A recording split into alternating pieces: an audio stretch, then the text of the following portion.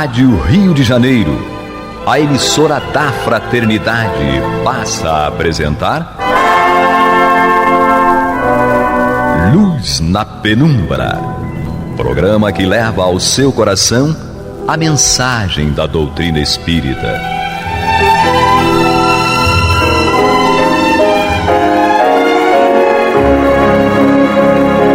E com vocês, João Batista, para o estudo de O Livro dos Espíritos, da obra codificada por Allan Kardec. A Pai do céu nos guarde e nos abençoe. Louvado seja nosso Senhor Jesus Cristo. E que possamos fazer do tempo esta dádiva que a todos nós foi dada de maneira igual, um recurso a mais, para que a nossa caminhada seja a cada dia mais firme e consistente na conquista dos valores espirituais que nos levarão à verdadeira felicidade. Hoje temos conosco Leir Stort. Queridos irmãos e amigos, sejam todos felizes e, como sempre, o alerta: estudem o Espiritismo, dediquem-se a se interessar pela sua realidade espiritual e sejam felizes. Temos Edmilson, o homem da franja. Muita paz a todos nós e vamos estudar. E vamos aprender, né? Ana Júlia. Olá, amigos, que Jesus nos abençoe. Olha, tem um detalhe. A Ana Júlia, ela não é gordinha, não, mas ela é fofa. Obrigada. Ela é muito fofa. Vocês têm que conhecer. Não é? Obrigada. Não tem jeito, ela tem jeito. Sabe aquele jeito de mãezona, assim? O que foi? Não vou dizer nada. Não sei se eu tenho jeito de mãezona, não. Mas tem sim, pode crer. É. Hoje nós vamos estudar as perguntas de 230 a 233. O estudo é extenso? É. Mas eu acho, sinceramente, que as perguntas se fundem e permitem reflexões que, inclusive, até abreviam o tempo do estudo e não retiram a capacidade de sua compreensão. Vamos começar com o Edmilson. Pergunta 230. O espírito progride no estado errante? Resposta: pode melhorar-se muito, sempre conforme a sua vontade e o seu desejo. Mas é na existência corpórea que põe em prática as novas ideias que adquiriu. Bem, a evolução ela se dá tanto no plano físico quanto no plano astral, sem dúvida, né? Seria incoerente que um espírito, que na verdade fica às vezes mais tempo no plano astral, se ele não evoluísse, se ele ficasse apenas no estado de estagnação. Isso é absolutamente incompatível com as leis naturais da vida, com as leis divinas, portanto. Né? O que acontece é que muitas vezes o espírito que está no plano astral, ele reflete, ele medita, e ele sabe que tem uma encarnação que o aguarda. E ele, nessa meditação que ele faz, geralmente ele faz uma reflexão exatamente das vidas passadas e principalmente da última encarnação que ele teve. E onde é que ele vai analisar verdadeiramente se ele está determinado a progredir? Onde foi que ele errou? Onde foi que ele fracassou? Ele fracassou no âmbito da sexualidade, dos vícios, da preguiça, da maledicência, foi injusto, era fofoqueiro. Onde foi que ele fracassou? E é aí que ele vai procurar se fortalecer. Então ele se prepara, ele medita, ele estuda, ele ouve palestras, ele recebe instruções dos seus maiorais, não é? Mas vai chegar um momento em que ele vai ter que... ele vai ser colocado à prova, né? Então, vai chegar o momento da encarnação. Da mesma forma como chega um momento em que nós, que estamos encarnados, né, de repente fechamos os olhos e ao abrirmos os olhos já estamos no plano astral e ouvimos a seguinte voz: fulano de tal, dá um passo diante dos teus juízes. E aí vamos ter que prestar contas daquilo que fizemos, né? Ocorre o contrário também. Ou seja, fulano de tal, prepara-te, irás reencarnar.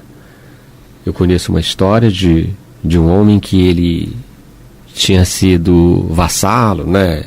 Era da plebe, ele sofria muito e trabalhava incessantemente. E aí ele olhava o rei e falava: o rei está sempre coberto de ouro, de púrpuras, tem aquela coroa e tem o cetro do comando, está sempre lá mandando, ele não precisa trabalhar, não tem preocupação com nada.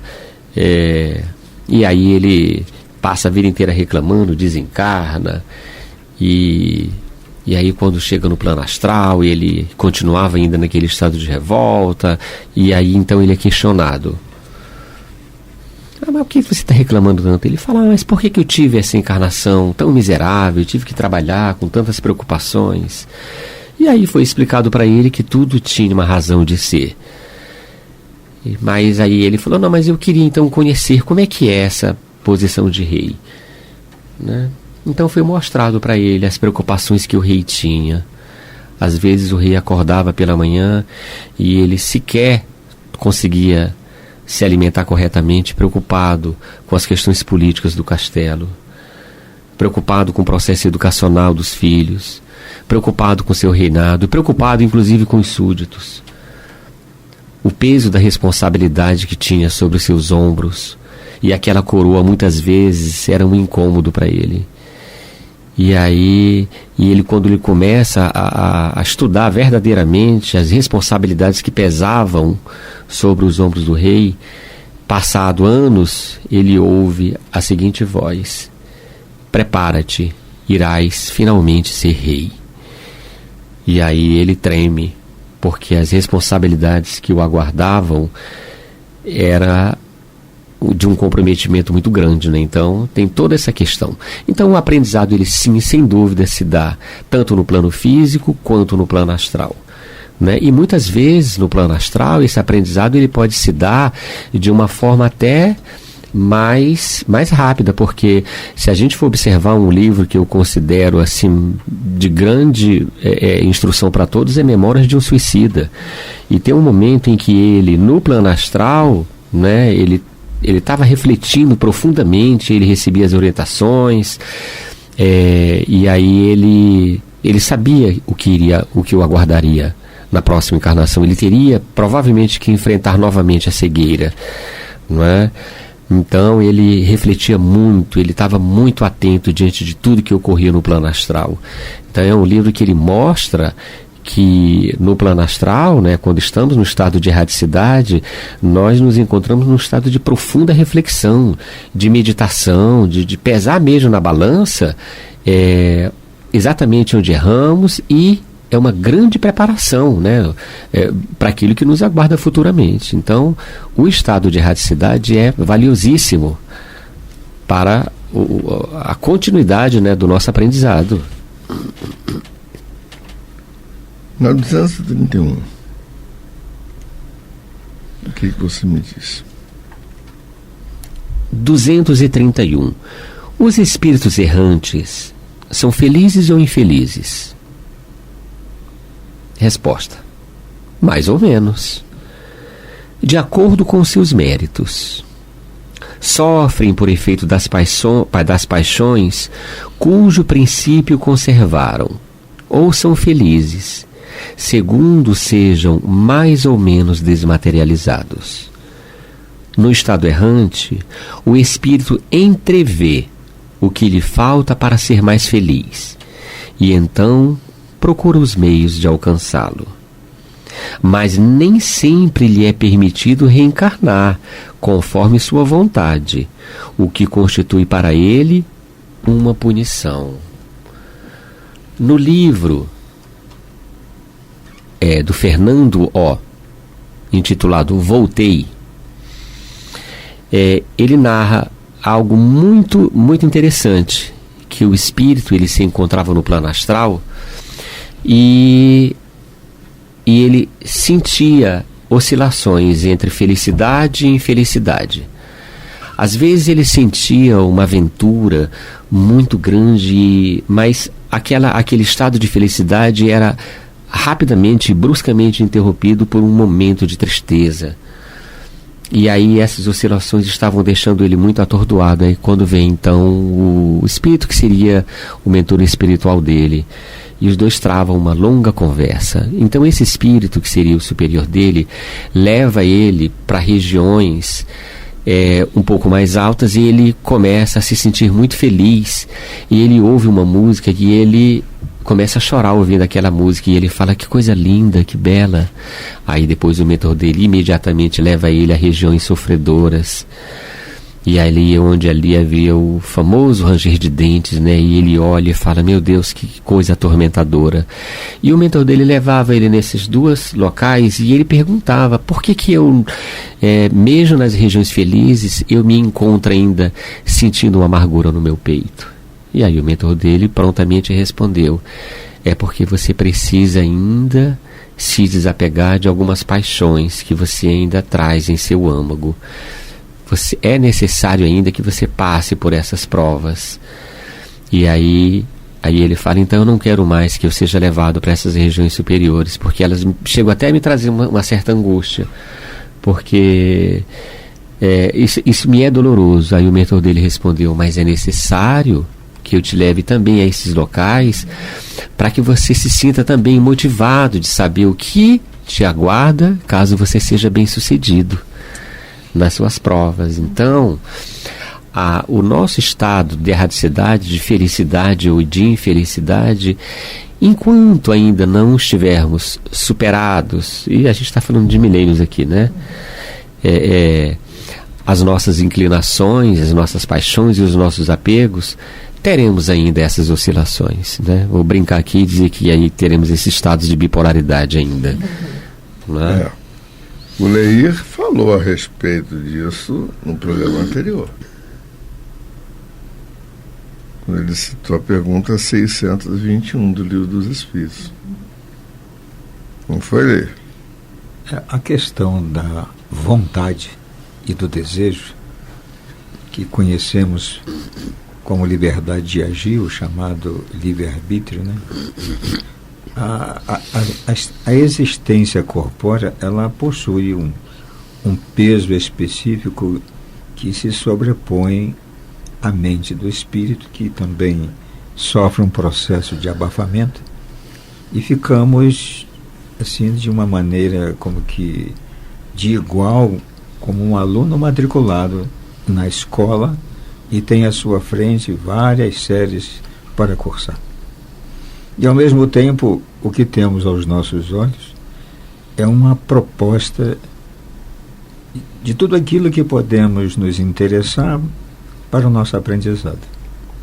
É importante que a gente sempre tenha em mente que isso tudo está disposto de uma forma que eu vou dizer assim, magistral. O Pai que nos criou, idealizou que Ele tem que provocar o Filho. Quero dizer para todos, nós somos provocados diariamente. O que chamam de testes e provas, mas tenha em mente, você está sendo provocado. Você tem que olhar, tem que ver, tem que ouvir, tem que sentir, e aí desperta o desejo. E aí o desejo vai fortalecer a vontade de. E aí, meu amigo, é que mora o perigo aí. Então... Mas você sabe, Leir, quando você fala a respeito disso, esse é o processo da educação. Fantástico. Não é? Esse é o que é o grande lance. Vamos ouvir a nossa vinheta. Você está ouvindo pela Rádio Rio de Janeiro o programa Luz na Penumbra, com o estudo de O Livro dos Espíritos, na apresentação de João Batista. de uma forma... Bom, agora com Quero passar na Ana prova. Júlia. 232, desculpa. 232. 232. Os espíritos errantes podem ir a todos os mundos? Aí a resposta dos espíritos: depende. Pelo simples fato de ter deixado o corpo, o espírito não se acha completamente desprendido da matéria e continua pertencendo ao mundo em que viveu ou a outro mundo do mesmo grau, a menos que durante a vida se tenha elevado. Esse é o objetivo para o qual deve voltar-se, pois do contrário jamais se aperfeiçoaria. Pode, no entanto, ir a alguns mundos superiores, mas na qualidade de estrangeiro. A bem dizer, consegue apenas entrevê-los, e é isso que lhe dá o desejo de melhorar-se, para se tornar digno da felicidade que ali se desfruta e poder habitá-los mais tarde. Bem, mais uma vez, Kardec, os espíritos usando as palavras, vontade e desejo. Então, o que acontece? Ao perder a veste física, o espírito ele não se acha completamente desprendido da matéria.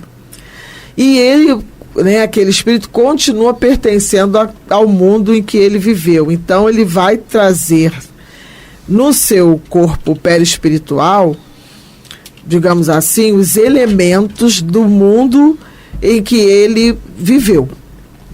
Então, diante disso, ele só poderá, esse espírito, na qualidade de errante, ele poderá ir ao mundo, voltar ao mundo em que viveu, ou a outro mundo do mesmo grau.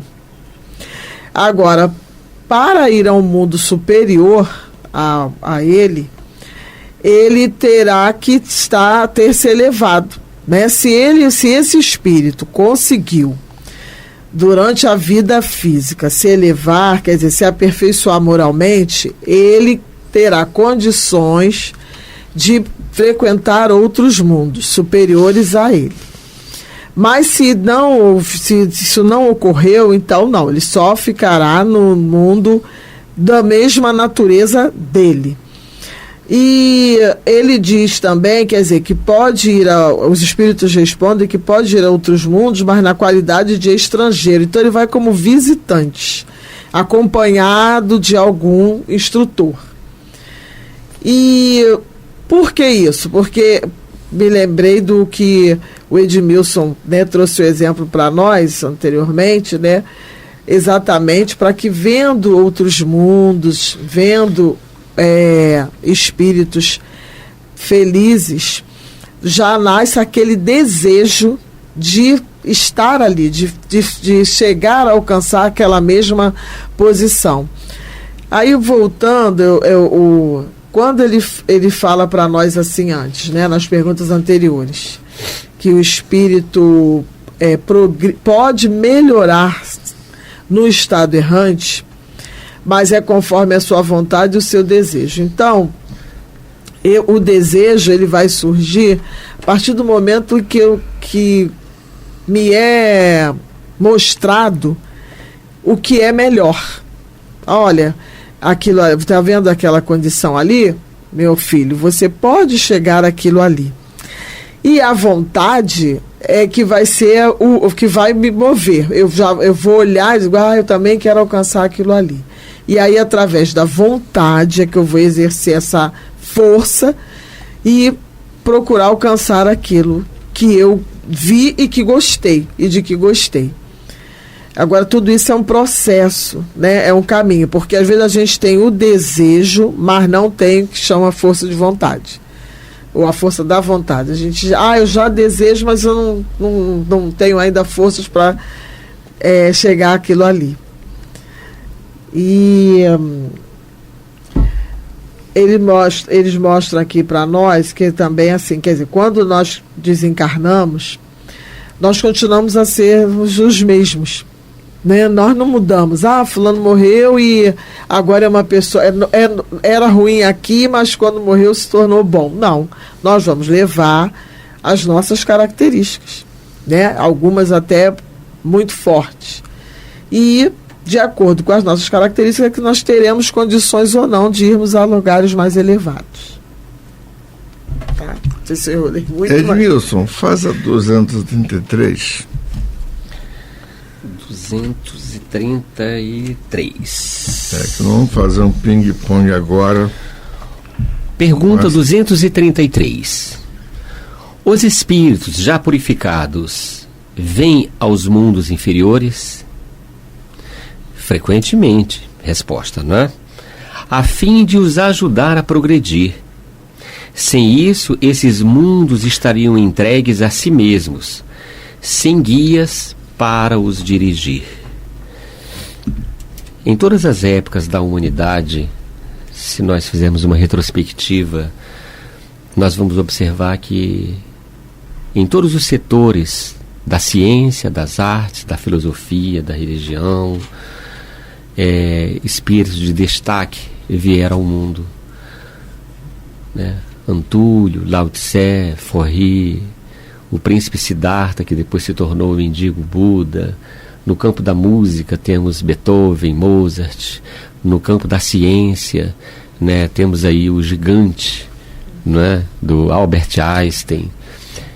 No setor religioso, né, Buda, Francisco de Assis, o próprio Chico Xavier, o próprio Sócrates, né, Sócrates bem colocado no campo da filosofia. Então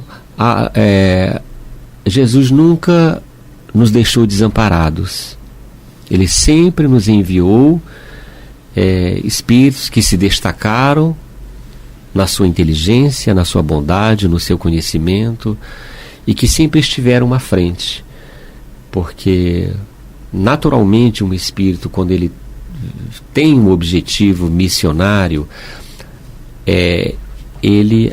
tudo está encaminhado. Então, ele acaba assumindo uma posição de destaque, com o objetivo de nos guiar, de nos conduzir. Então, ainda bem que nós não estamos desamparados, né? E esse amparo, ele continua ainda ocorrendo, né? Eu li um livro que um espírito de grande elevação espiritual, ele estava se preparando para reencarnar, e nesse livro mostrava que muitos espíritos, mas uma quantidade mesmo, que chegava aos milhões de espíritos, estão se preparando para reencarnar para a nova era, né, que seria espíritos do terceiro milênio, que vão alavancar a evolução do planeta Terra em todos os aspectos, aspecto filosófico, científico, religioso, mas sobretudo que vai se destacar nesses espíritos é a condição moral deles, né? Espíritos que virão inclusive reencarnar no campo da mediunidade, que irão trazer novas obras que a humanidade atual ainda não está preparada para receber. Então, nós podemos até afirmar que o momento no qual o planeta Terra se encontra é um momento de transição. Obras incríveis virão ainda, né, em todos os setores. A música, a arte irá se revolucionar.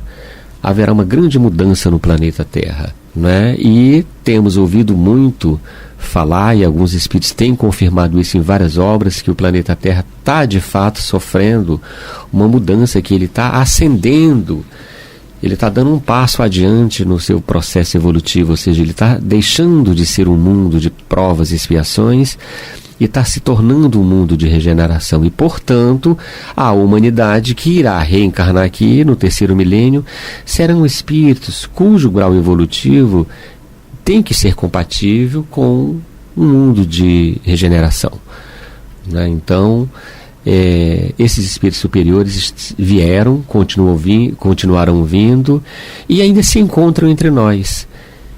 Lembrando que o maior deles foi o Cristo de Deus, nos veio aqui para nos deixar o seu legado, de modo que a história planetária ela se tornou em duas, ou seja, antes e depois de Cristo.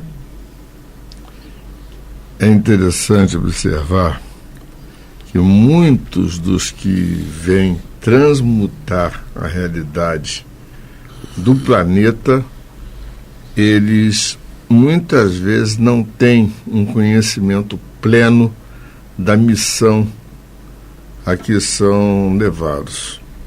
E muitas vezes até vêm a rejeitar. O Chico Xavier, no começo da adolescência, ele tinha uma dificuldade enorme de lidar com a própria mediunidade. Durante a infância, nem tanto. Apesar dos maus tratos que ele sofria da madrinha, ele conseguia lidar melhor com isso. Mas quando ele começou a chegar à adolescência, e principalmente depois que a madrasta dele desencarnou, ele realmente, não é que ele chegou a se revoltar, não é isso. Ele sempre foi uma pessoa que obedeceu, e bem e conscientemente, tá? Sempre seguiu aquele princípio do disciplina que Emmanuel passou para ele. Mas o mais importante, e é interessante, é o mais marcante, é que ele não se considerava detentor de nenhum tipo de vantagem ou de característica espiritual. As coisas vieram à tona no transcurso da existência dele. Quem vê o programa Pinga Fogo e vê em 1971 ele falando sobre diversos temas e com bastante propriedade intelectual, porque Emmanuel estava orientando e muita coisa também já tinha de bagagem. E as experiências que o Chico viveu foram extremamente difíceis para qualquer pessoa. É aquela história. Aqueles que vêm para auxiliar, eles não vêm para sofrer, mas vêm para auxiliar mesmo. É uma diferença. E para ajudar, muitas vezes você tem que sangrar as mãos e os pés para poder fazer alguma coisa. Reflitamos a respeito, que Papai do Céu nos guarde, nos abençoe, que louvado seja nosso Senhor Jesus Cristo e que possamos fazer do tempo esta dádiva que a todos nós é dada de maneira igual, um recurso a mais para que a nossa caminhada seja cada dia mais firme e consistente na conquista dos valores espirituais que nos levarão à verdadeira felicidade. Graças a Deus. Graças a Deus. Você está ouvindo o programa Luz na Penumbra.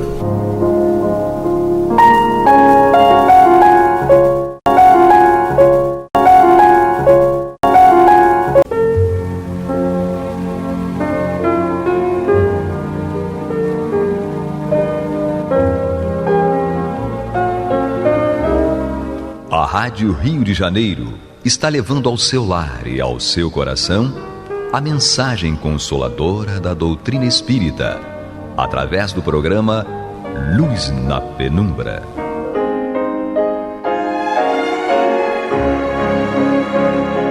E com vocês, Antônio de Pádua Barbosa, para comentar o Evangelho segundo o Espiritismo da obra codificada por Allan Kardec. Muito boa noite, meus caros amigos. Estamos aqui de volta ao programa Luz na Penumbra, no qual nós estudamos o Evangelho segundo o Espiritismo de Allan Kardec. Nós estamos no seu capítulo 15, fora da caridade não há salvação. E talvez pode ser que esse capítulo seja o mais importante para nós, pelo menos para a nossa virada de chave na nossa vida. Ou seja, nós estamos todos buscando a salvação de alguma forma. Não importa a concepção de salvação que cada um tenha.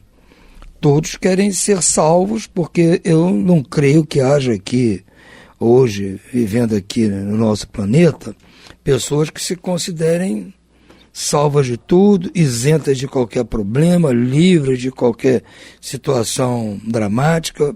Eu acho que todos nós estamos passando por situações das quais nós gostaríamos de nos livrar. Ou seja, gostaríamos de ser salvos dessas situações momentâneas.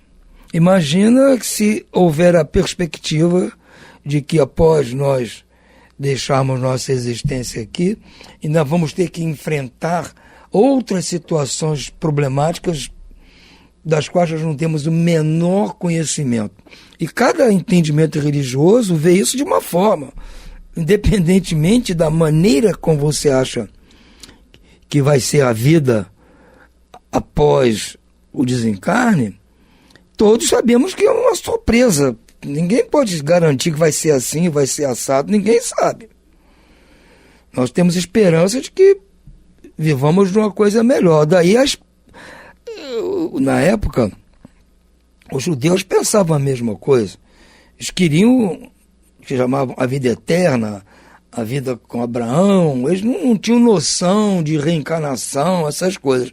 Mas sabiam que após a morte, eles iriam para algum lugar.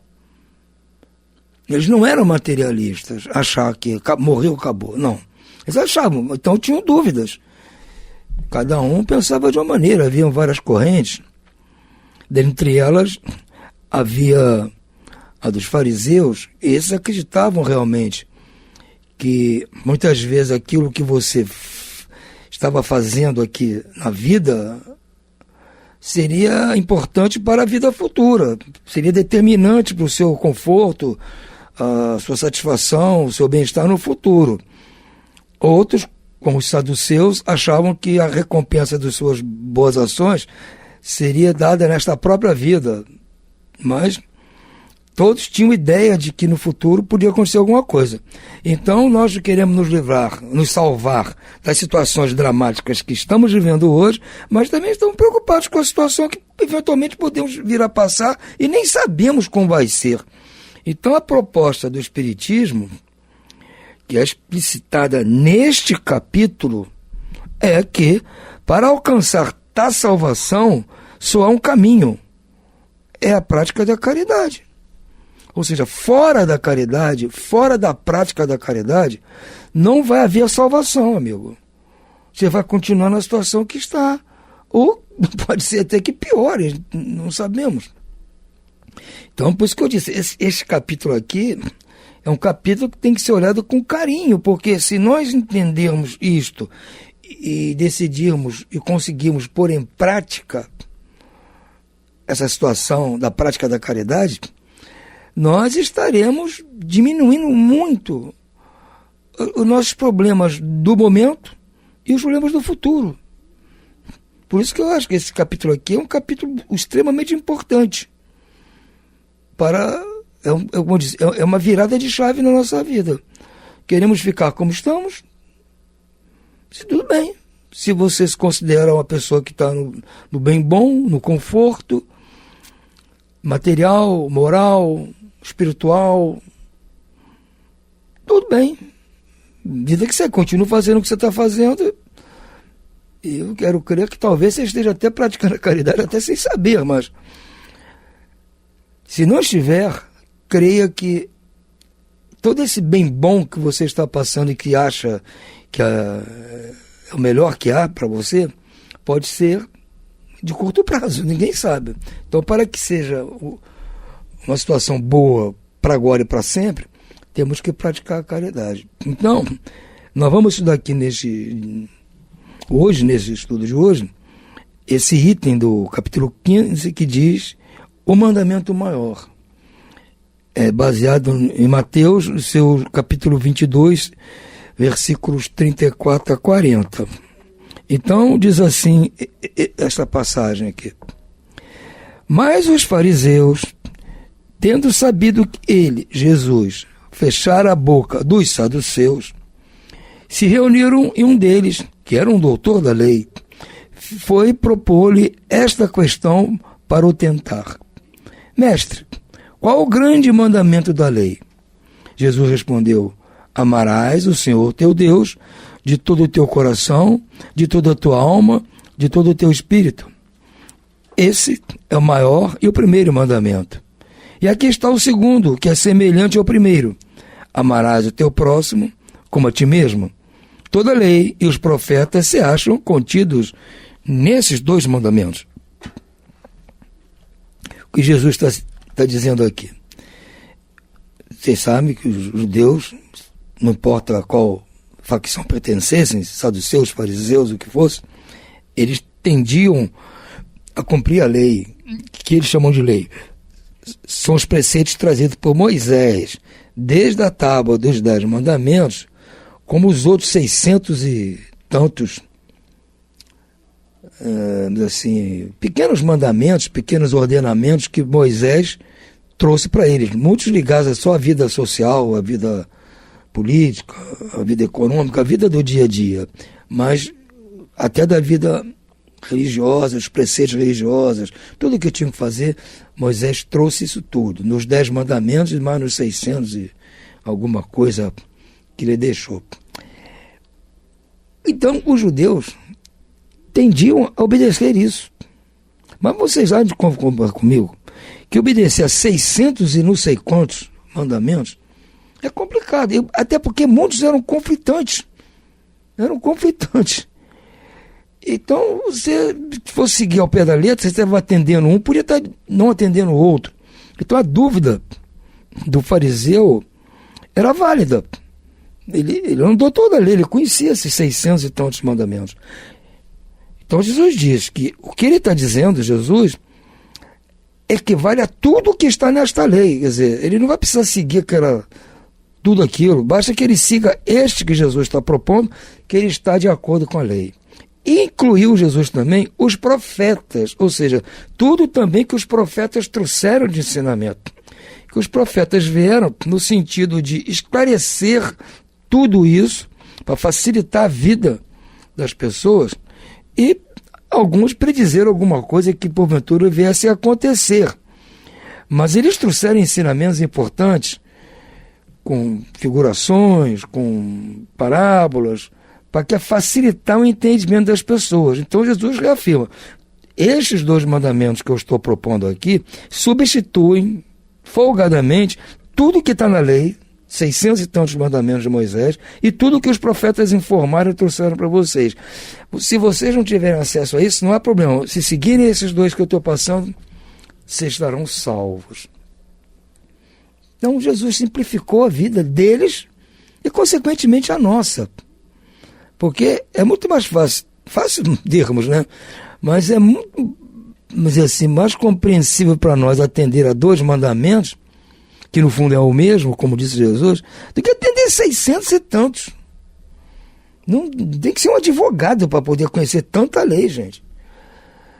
Então, mais uma vez, Jesus veio facilitar para nós o caminho. Então, o que Allan Kardec comenta aqui? A caridade e a humildade está o único caminho da salvação. Ou seja, o caminho da salvação para chegar até o reino de Deus é a caridade e a humildade. Egoísmo e orgulho é o da perdição. Este princípio se acha formulado em termos precisos nas seguintes palavras: amarás a Deus de toda a tua alma, de todo e ao teu próximo como a ti mesmo. Toda a lei e os profetas se acham contidos nesses 2 mandamentos. E para que não haja equívoco sobre a interpretação do amor de Deus e do próximo, acrescenta: e aqui está o segundo mandamento, que é semelhante ao primeiro, isto é, que não se pode verdadeiramente amar Deus sem amar o próximo, nem amar o próximo sem amar Deus. Logo, tudo o que se faça contra o próximo é o mesmo que fazê-lo contra Deus. Não podendo amar Deus sem praticar a caridade para com o próximo, todos os deveres do homem se encontram resumidos nesta máxima: fora da caridade não há salvação. Jesus já reduziu o tamanho das leis que temos que cumprir, de 600 e não sei quanto, para 2. E mesmo esses 2, nós temos dificuldade, às vezes, de entender como pô-los em prática. Nós entendemos as palavras, compreendemos isso, mas não entendemos exatamente como pôr em prática. E aí, neste caso, Kardec reduziu esses 2 em 1, que é fora da caridade e não a salvação. Porque ele diz, o que é amar a Deus? Jesus está dizendo que temos que amar a Deus de todo o nosso entendimento, de toda a nossa alma, de todo o nosso espírito. Muito bem. Mas nós sabemos realmente o que é amar Deus? Como é que eu amo Deus com todo o meu entendimento? Como é que eu amo Deus de todo o meu espírito, de todo o meu sentimento? Vamos falar a verdade, a gente não tem noção disso. Podemos assim achar, eu amo Deus. Como é que você ama a Deus? Como você sabe que você ama o seu filho, seus filhos? Como é que você demonstra esse amor aos seus filhos? Querendo o bem deles, fazendo tudo para que eles sejam felizes, atender dentro do possível as necessidades, os desejos e até as frivolidades deles. Os está amando. Se você precisar, às vezes, dar uma correção de algum rumo que eles estejam tomando, você vai dar a correção, que é para que eles no futuro não sofram consequências desse caminho errado. Isso é amar, no nosso conceito. Não está errado isso. Mas nós vamos fazer isso com Deus? Como assim? Vamos querer o bem de Deus, gente? Nós vamos determinar o rumo dos caminhos de Deus? A única coisa, talvez, que nós podemos atender nesse sentido de amar a Deus é fazer a sua vontade. Isso aí, como eu faço a vontade do meu filho, eu vou fazer as vontades de Deus, de repente, está ao meu alcance. E qual é a vontade que Deus tem? Eis a pergunta. Qual é a vontade de Deus que Ele quer que eu faça? Antônio, chega aqui, eu quero que você faça isso. A vontade de Deus. Se você fizer isso, você está me amando. Aí Jesus vem nos facilitar. Qual seria essa vontade de Deus? E que se eu fizer isso, eu estou amando Deus. Eis aqui o segundo mandamento, que é semelhante ao primeiro. Amarás o teu próximo como a ti mesmo. Então a gente, peraí. Então o que Deus me pede, a vontade dele, é que eu ame o meu próximo como eu amo a mim mesmo. Se eu amar o meu próximo, eu estou amando Deus. Porque, como diz Kardec, não se pode verdadeiramente amar Deus sem amar o próximo. Como é que eu digo que estou amando Deus, fazendo as vontades de Deus, se eu não amo os seus filhos? Os próximos são os filhos de Deus, como eu também sou. Não é verdade? Como é que alguém pode dizer que me ama, que faz as minhas vontades, se não ama meus filhos? Se os trata mal? É uma incoerência. E tem Kardec que está dizendo, se você quer amar Deus, tem que amar o próximo, como Jesus disse. Amar o próximo é a mesma coisa que amar Deus. Ninguém pode amar Deus sem amar o próximo. E sem amar o próximo, e amar o próximo sem amar a Deus. Ou seja, no momento que eu estou amando o próximo, eu estou amando a Deus, não preciso me preocupar. Se eu fizer o bem ao próximo, amar o próximo, atendê-lo e tal, for caridoso com relação a ele, eu estou sendo com relação a Deus. Então, está mais ou menos explicado aqui para nós a situação. E aí, para facilitar mais ainda, nós estamos com a dificuldade ainda, quer dizer, amar o próximo. Tudo bem. Fazer as vontades, como eu faço com meu filho. Mas meu filho, eu sei quando pode, quando não pode, o que deve, o que não deve, o que pode ser prejudicial, o que não pode. Eu vou balizar, vou esclarecer, para fazer as vontades dele, atender todas as necessidades. Aí não é complicado para mim. Agora, o próximo, será que eu tenho condições morais minhas de atender ao próximo da mesma forma que eu atendo a meu filho? Está necessitado disso ou daquilo, eu vou prover. Se ele está com dificuldade disso, eu vou atender. Se ele me pede isso, eu vou providenciar. Apesar dos meus limites. Ou se ele pede alguma coisa, eu decido alguma coisa que eu vejo que não... Fico em dúvida, será que isso é uma boa? Será que não é uma boa? Será que se eu negar, estarei contra a caridade? Será que se eu atender, eu vou estar ou prejudicando, porque é uma coisa que talvez ele vai fazer mau uso? Qual é o padrão que eu tenho para saber se realmente eu estou amando o próximo, atendendo o próximo, fazendo a caridade? Que a caridade, segundo teria o pensamento de Jesus, está na pergunta 866 do Livro dos Espíritos, é praticar fazer a vontade, ou seja, ser benevolente, ser indulgente e perdoar. Basicamente é isso, né? Benevolência, indulgência, perdão. Essa é a caridade, seria, segundo Jesus. Ora, eu ser benevolente é querer o bem. Ok, eu vou querer o bem do próximo. Indulgente com as coisas que ele realmente faz, o modo dele, ele é assim ou tal, vou aceitar. E perdoá-lo das ofensas que eventualmente ele te fizer. Basicamente é isso. Mas será que na hora vamos ver, eu tenho noção, eu tenho certeza que aquilo que eu estou querendo é o bem para ele, ou eu estou negando uma coisa que é o bem? É complicado para eu decidir. Então Jesus mais deu o parâmetro para nós sabermos se estamos ou não atendendo o próximo realmente aquilo que ele precisa, na caridade que tem que ser feita a ele. Qual é esse parâmetro? É fazer a ele o que eu gostaria que fizesse a mim, ou seja, amar ao próximo como a mim mesmo. O que eu amo em mim, o que eu gosto para mim, o que eu quero para mim, como eu sou indulgente comigo muitas vezes no meu modo de ser, nas coisas que eu faço que as pessoas não gostam, eu me relevo, eu sou assim e tal, eu dou sempre desculpa para mim, e perdoar o próximo como eu perdoo a mim. Eu quero que os outros me perdoem quando eu faço as coisas erradas.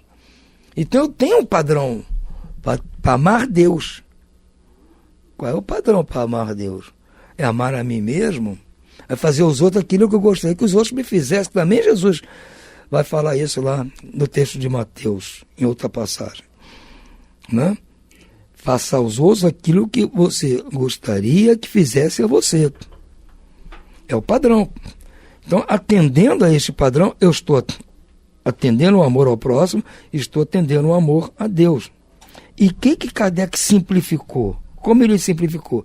Como se chama isso? Atender ao próximo naquilo que ele precisa, e o padrão, se é muito, se é pouco, se devo, se não devo, é o que eu gostaria que ele fizesse comigo se fosse a inversão da situação. Se a situação fosse o inverso. Eu gostaria que ele fizesse assim comigo, então eu vou fazer assim com ele. Como se chama isso? Caridade. É a caridade. E, acima de tudo, tenho que ser humilde para fazer isso.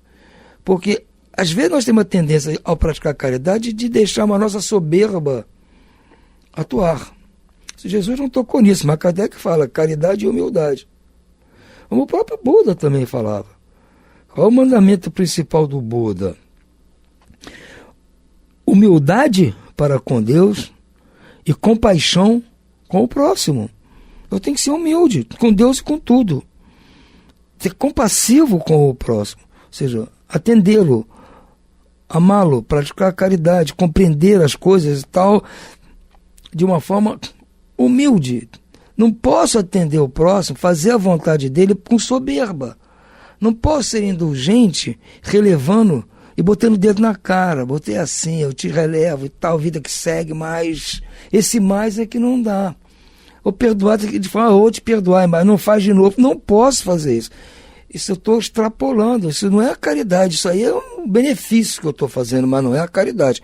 Que a caridade está implicitamente ligada à humildade e vice-versa.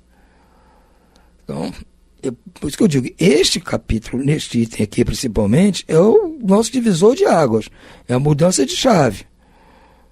O que nós queremos para o nosso futuro? Atender a isto aqui, com certeza, nos fará um bem enorme. vamos começar a nos beneficiar imediatamente, instantaneamente, dos reflexos dessa prática. E no futuro, então, nem pensar. Nós estamos evitando muita encrenca no futuro se praticarmos a caridade e formos humildes. Como diz o Buda, repetindo, humildes para com Deus e compassivo para com o próximo. Por hora vamos ficando por aqui. Uma boa noite a todos e muita paz.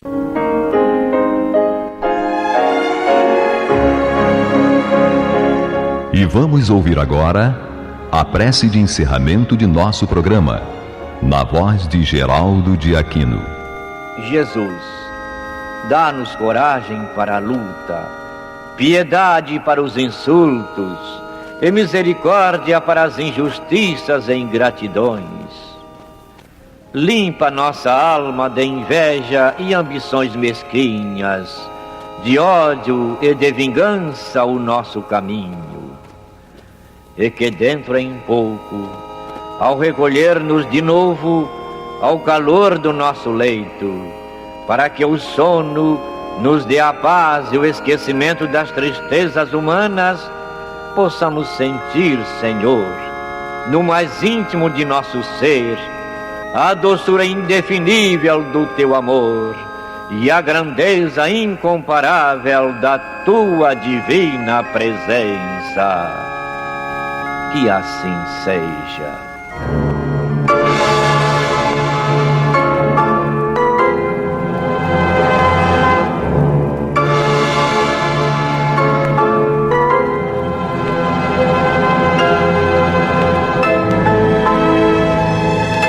Acabamos de apresentar o programa Luz na Penumbra, que voltará a ser apresentado amanhã às 21 horas nesta emissora.